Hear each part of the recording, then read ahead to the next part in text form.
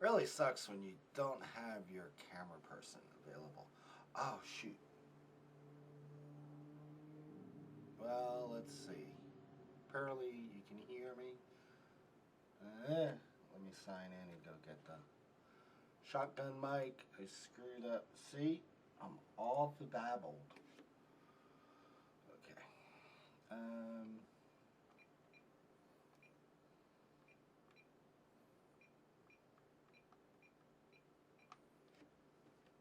Yes, I'm wearing the same shirt that I wore on Friday, but I washed them yesterday.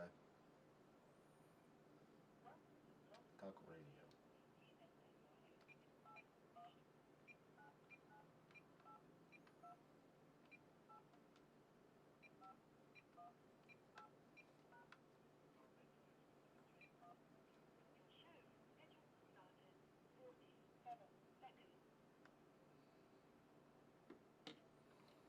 47 seconds, then I have like a minute.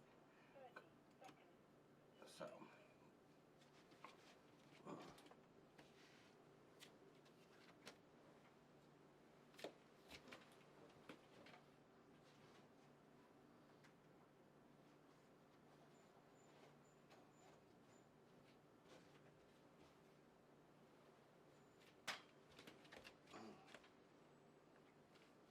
See, now y'all know how I do all this stuff.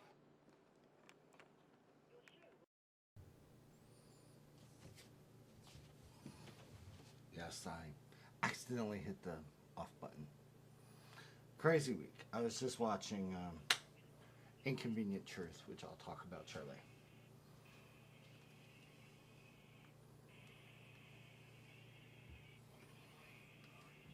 Fascination with vampires.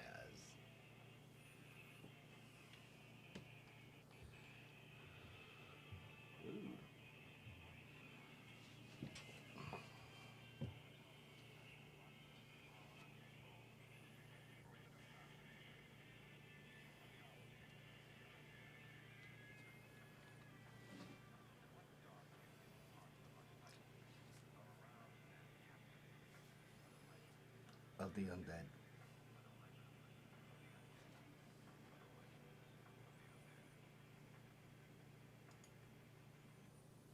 Good evening, everyone. This is Jonathan the Impaler Sharkey, wishing you a great Labor Day. Forgive me. Boy, I blew that one. Great Memorial Day. See, I'm already hoping for fall. I want winter this year. I want 10 feet of snow every day. I want freezing temperatures. I'm tired of 90 plus degree weather. And that's exactly what we had on Saturday for the march. It was 92 degrees the Saturday in Tampa when we marched against Monsanto. But there was exactly, not counting me, because I technically joined in like a half mile away because I just couldn't find the starting place. I don't know Tampa all that well, but there was 504, I repeat, 504 marchers that marched 3 miles this past Saturday here in Tampa against Monsanto. Now that is a lot of marchers. And it was actually a worldwide event. Amazingly, the United States media, main media, did not cover it. But Russian media did. And I have to apologize. I spaced it today. I've been so busy. I forgot to set up the little extra mic. But I think with the shotgun mic, and I'll turn the volume up high, you should be able to hear what the only major international media that covered it was Russia Today. Russia. Not China Today, but Russia Today. Not ABC News, even though I watched it Saturday night. But ABC's local news, ABC Action News, Channel 11 here did, or actually it's 28 technically, but it's 11 on my cable channel, however that goes. But let's listen to what Russia Russia media had to say.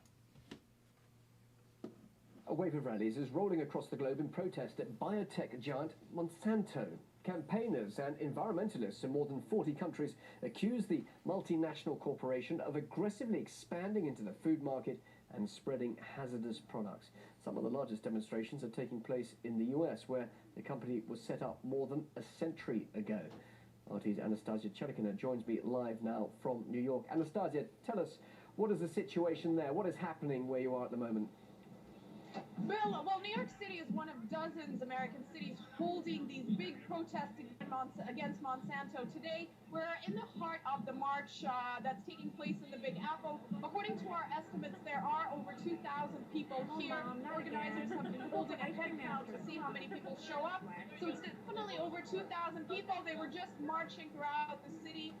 Now the protests are continuing. And definitely all of these people are gathered here today to speak out against this giant biotech corporation that's for years been accused of manipulating farmers, harassing farmers throughout the world, monopolizing the agriculture industry, and certainly the concerns, the health concerns about the genetically engineered food and agriculture, genetically modified food that they produce are at a peak. And all of these people in New York and the United States and across the world are speaking out against this giant corporation today that has immense lobbying power in the U.S. specifically and has been around for over a century. So certainly its behavior is very hard to tackle, but these people are hoping to do just that.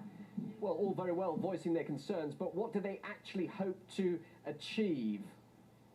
Bill, the goals are set out are pretty simple. People are saying that it's time to begin labeling genetically modified food in the United States, for one, so that consumers are able to make a knowledgeable choice about what it is that they're buying, purchasing, and feeding their families. And certainly this has been something that's been a huge battle in the United States because of the major lobbying powers that Monsanto has. Any sort of tangible legislation was either blocked or legislation that was in favor of Monsanto's activities pushed through very strongly by its lobbying powers and its very close ties in Washington, D.C. So for one, protesters want labeling of GMOs as well as further scientific research to find out exactly what kind of an impact genetically engineered and genetically modified products have on consumers throughout the world.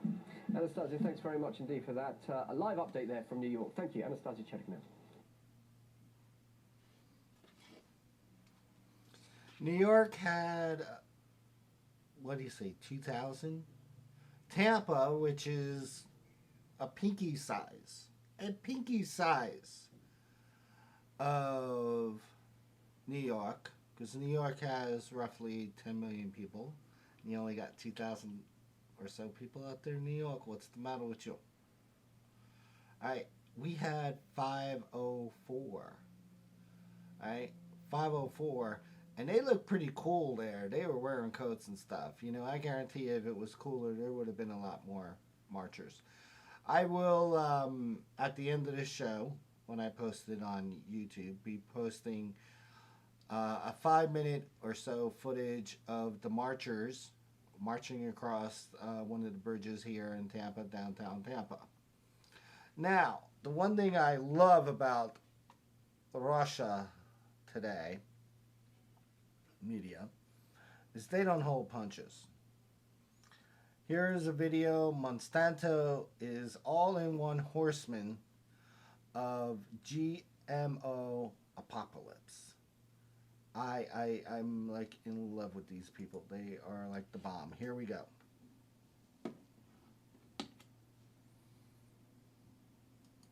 Let's get more analysis on this from F. William Engdahl. He's a geopolitical analyst and author of Seeds of Destruction, The Hidden Agenda of GMO.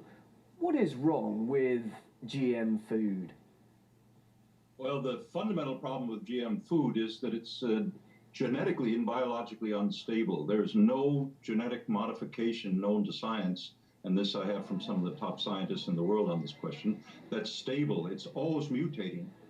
Number two, all the GM products that are in the human and animal food chain over the last 20 years are modified primarily to do one thing. 80% of all the GM is modified to accept chemicals, pesticides, Monsanto Roundup being the most prominent of them, which are highly, highly toxic, and they're modified to be resistant to that deadly chemical so that it kills everything in sight except the Monsanto corn or the Monsanto soybeans or what will you.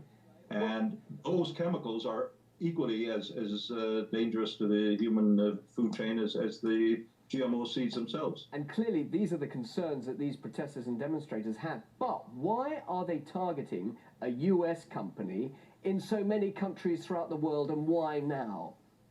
Well, I think for one very simple reason, Monsanto is the company. They are the world's largest owner of seeds. They bought up all these small seed companies to control those seed varieties of wheat, of rice, They of had corn, the monopoly. soybeans and cotton and so forth. Number two, Monsanto bought up a company that gives Monsanto the patent on what are called terminator seeds, which self-destruct. The seeds commit suicide after one harvest season. So farmers are unable to take part of their seeds and replant them for the next harvest season, something that never in history has been possible before this Monsanto development. But Monsanto is the metaphor for genetic manipulation of the food chain. They are by far the largest. Of course, you have other companies like Syngenta in Switzerland. You have BASF, which is a partner of Monsanto in Germany. You have Dow and DuPont Chemical. But Monsanto is really the giant of the four horsemen of the GMO apocalypse. And why is the US government so keen to protect its interests? Well, I think this is a strategic interest of the U.S. The agribusiness lobby, which lobbied Bush Sr. as president in 1992, Monsanto went to the White House and had a closed-door meeting with Bush. Figures of Bush. And got Bush to agree to make sure there were no government tests whatsoever on the health and safety of GMO products before they were released to the commercial public. And that was called the doctrine of substantial equivalence. It's a fraudulent doctrine. If you just analyze the name, it's by no means scientifically rigorous. So there have been, up until recently, no long-term tests beyond what 90-day short-term studies Monsanto gave to the government to say, oh, everything is hunky-dory. Well, it turns out evidence has been uncovered of whistleblowers who say we were forced to alter the scientific data for Monsanto so it showed that the results were positive. So you have the fox guarding the chicken house here with Monsanto verifying the health and safety of its own products. But it's the idea of a monopoly on seeds, a patented monopoly on seeds worldwide that makes the whole question of Monsanto and the GMO question so extremely important in so many countries. They are trying everything to bribe and influence the European Commission in Brussels